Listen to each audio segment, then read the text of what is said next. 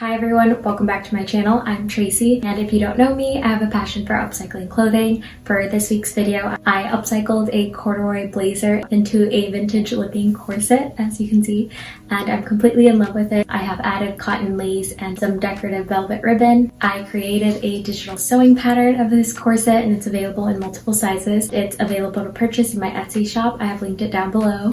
I can't wait to get into this tutorial, so please don't forget to like, comment, and subscribe. For this corset, you're going to need the sewing pattern, which is available on my Etsy shop. I have linked to that below. And you're going to need a woven fabric. I'm using corduroy and a poly lining. Some cotton lace, mine's about 2.5 inches wide, your basic sewing supplies, spiral steel bones and caps, as well as the tools to apply those. And you're going to need some rings and slides for the straps and underwires, as well as the channel for the underwire, some lace up ribbon, and I'm using some decorative ribbon just to feed through the lace. This is the corduroy jacket I thrifted. As you can see, there's like some wear under the arms and there's like a stain on the back, so it was perfect to upcycle and just use the most out of this corduroy fabric. And it's 100% cotton, so for this pattern you can just use any woven and it will work perfectly. I'm just taking the jacket apart, so I'm just cutting off the sleeves, and you can see that the sleeves are the only piece lined, so I'm just going to use that same poly fabric to line the back piece of my corset later. So I'm just cutting off the sleeves, and I'm just cutting at the side seams and just like opening up the whole jacket into like blocks of fabric so I can use the most of it. After cutting apart the jacket, just iron all of your pieces, and now you can just place your pattern and pin everything in place. And I'm just using my rotary cutter to cut everything out, and I'm just cutting one at a time since the corduroy fabric is pretty thick. So I'm just doing that to all my pieces, and make sure to line up your grain line. And I'm just grabbing some fusible interfacing. I forgot to mention you needed interfacing for this, but so you need some interfacing and your lining. So we only have to line and fuse the back panel, so the side with the grommets, so just the back piece of the pattern.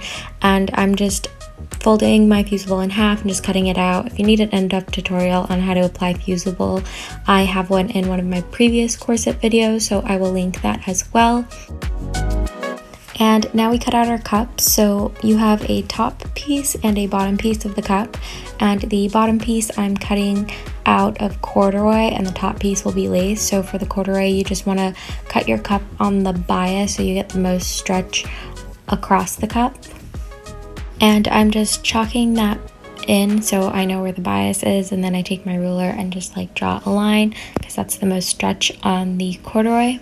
And I just line up the grain line on the bottom cup with the bias line we marked. And I just take my rotary cutter and just cut it out. And don't forget to mark your notches on the cup as well, and just cut out another one.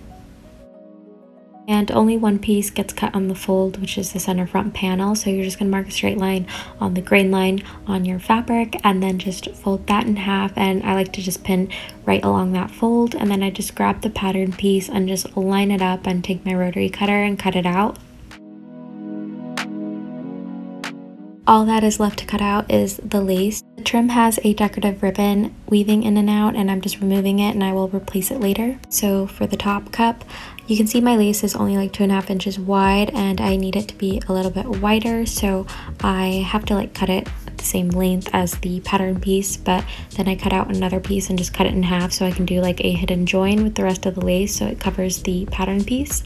I place the lace right on top of the top cup pattern, and I'm just lining up the straight edge with the lowest point of the scallop on the lace, and then at the bottom corner it needs to be filled in with lace, so I'm just pinning that in place.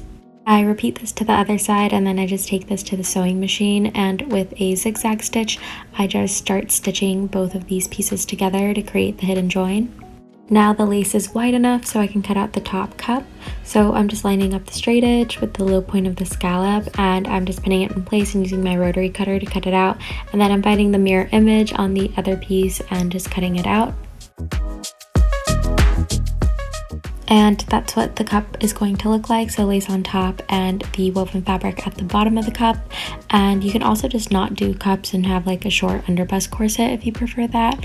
And since I got rid of that ribbon, I'm just cutting some velvet ribbon I got that matches the corduroy, and I'm just going to weave that in and out of the lace. I'm just taking it to the sewing machine and tacking each end after I weaved the ribbon, and I'm just doing this with the straight stitch. Time to sew the cups together, so just take your top cup and the bottom cup and place right sides together, and just make sure you line up the center front, the notch, and the armhole, and just kind of curve to line everything up, and you kind of like ease it together and it will fit perfectly. So just pin everything in place. Take it to the sewing machine and just sew a 1/4 inch seam allowance. I didn't realize the corduroy fabric likes to fray, so I'm just doing an overlock zigzag stitch pretty much on my straight stitch machine and just kind of doing like an overlock finish on the corduroy seam allowance, if that makes sense. Press your seam allowance open after that, and then you're just going to do a top stitch like 1/8 of an inch away on either side of that seam. Time to sew the rest of the shell together, so take your center back pieces, the lining and the main fabric, place right sides together and just pin at the center back, and you're going to take it to your sewing machine and sew a 1/2 inch seam allowance. Don't forget to back tack, and you're going to just press that seam open, and you're going to do an understitch, so you're just stitching about like 1/16 of an inch away from that seam on the lining side, and you're just holding both fabrics taut. You can see that understitch, and it helps so much when folding the lining underneath, and it just is a really nice finish. So you're just going to pin that in place and just pin the edge, and you're going to take it to your sewing machine and then just sew a 3/8 of an inch channel for your bone. And you're going to just sew another channel 3/8 of an inch away from that stitch, and you're going to do that again. So you're going to have 3 channels at the center back because you're going to need room for a bone, your grommets, and then another bone. On the other side of the panel, I'm just going to stitch both layers together and do a 1/4 inch stay stitch so it acts as one piece when I'm sewing it to the rest of the shell. And sewing the rest of this together is pretty easy. You're just pretty much sewing all of your seams to the outside. So just place the center back panel and place wrong sides together with panel 4 and pin the seam to the outside and sew a 1/2 inch seam allowance. And that's what it's going to look like with your seam sewn to the outside. And you're just going to attach panels 3 and 2 as well, so just sew all of those seams to the outside with a 1/2 inch seam allowance.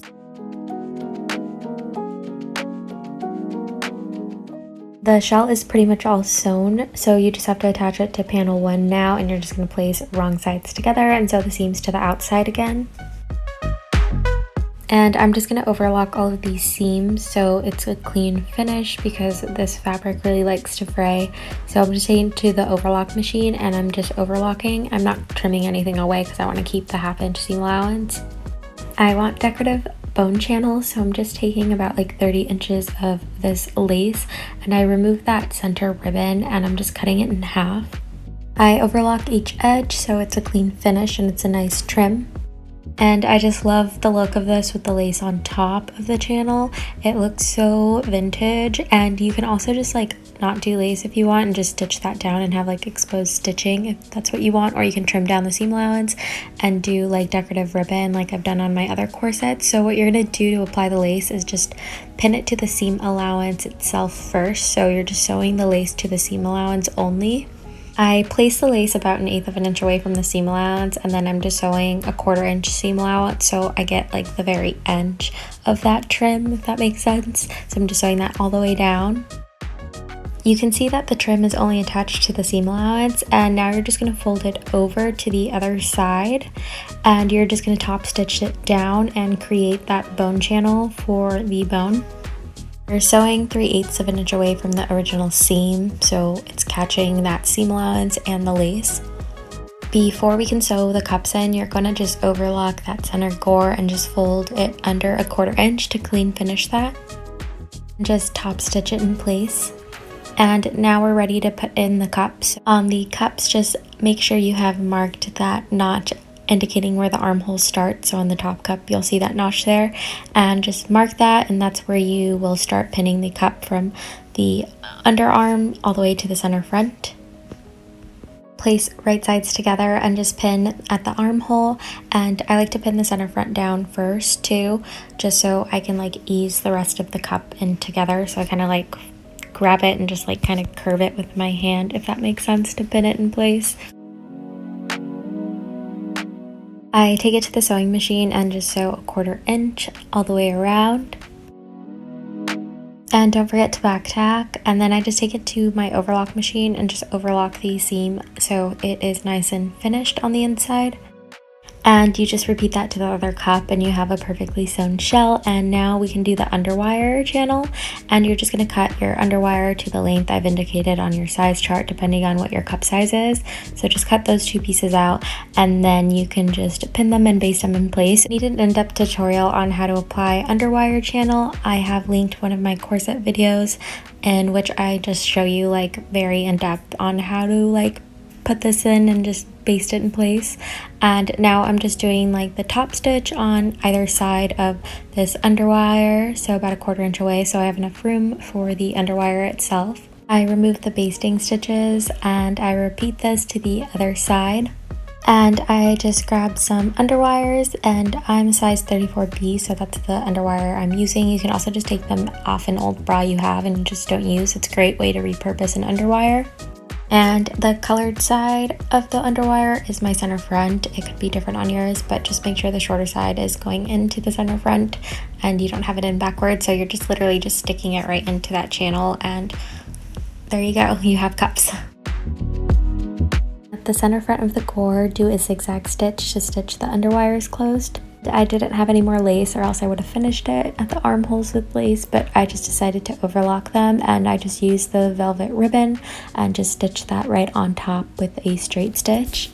And just leave like about an inch tail at the top of the strap point. And time for the boning. I've already pre-cut all of my pieces, and if you need an in-depth tutorial on how to cut and tip your bones, you can watch one of my previous videos. I have linked it. This corset has a total of 12 bones, so you're just going to insert them in each channel. And next I just overlock the hem just so it's clean, and then I'm just going to take my lace and remove that trim because I don't like it. To create that ruffled hem finish, you're going to just grab some lace and just take a piece that's 3 times the length of the hem so it can create a really nice ruffle. I'm taking my lace to the sewing machine and setting it to a stitch size 5, so the longest stitch size, and you don't want to back tack at all. You're just going to do a straight stitch all the way down on one side of the lace. You can see where I stitched on the lace, so now you're just going to pull on the bobbin thread. So you can see I'm just grabbing that back thread and just pulling it, and you can see the lace just starts to gather, so you're just going to keep pulling and pushing the fabric to just gather it all evenly. And once you've gathered it to the length of the hem, your ruffle is complete. Pin it in place, and when you get to the end, just fold it under so it lines up with the center back, and then just slowly on your machine just do a straight stitch, and just be careful you don't sew through these pins because there's a lot that are really close together in order to keep the ruffle in place. This is a reminder that mistakes happen, and I tried applying my own grommets, but I completely failed. So I ended up with like big holes because they kept popping off. So I was able to do like hand sewn eyelets. So I will link a tutorial on how to do these. I was so glad I was able to save this garment. After sewing on that lace ruffle, I just take some more velvet ribbon and weave it in and out of the lace so I get the same effect as the top of the cup. After weaving the ribbon in, I just kind of stretch the hem so I can let the ribbon just kind of like breathe while it's weaved in so it's not too tight when I actually put the corset on. And then I just take the ends and just trim the ribbon about like a 1/2 inch so I can just fold that under and do a top stitch. Now we can finally do the straps. You're going to need about 4 rings and just 2 slides. So you're looping the ring at the strap point where we left some excess ribbon there. So you're just going to loop it through that ring and just pin it in place, and do the same to the other side. And for your straps, you're going to need 2 small pieces that are 1.5 inches long and 2 straps that are 20 inches long. These small strap pieces, those are going to be the tabs for the back, so you're just sliding a ring through and folding it in half and just pinning it in place, and you're going to stitch that down. And for the strap, you need to just grab your slide and just slip it right up and through like so, and you're leaving like a 1/2 inch on the inside of the strap, and that's where you're going to stitch. And just take everything to your sewing machine and use your straight stitch and just do a lot of back tacking.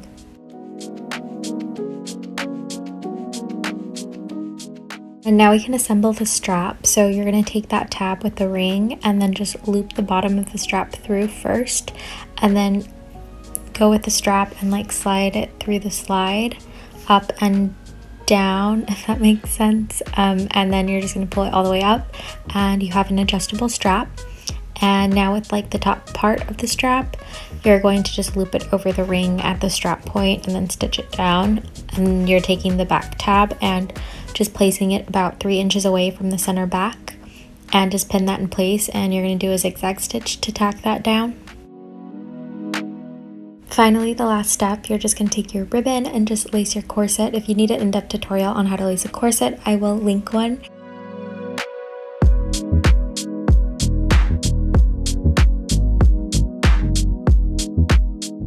I hope you guys can recreate this corset, and thank you guys so much for watching.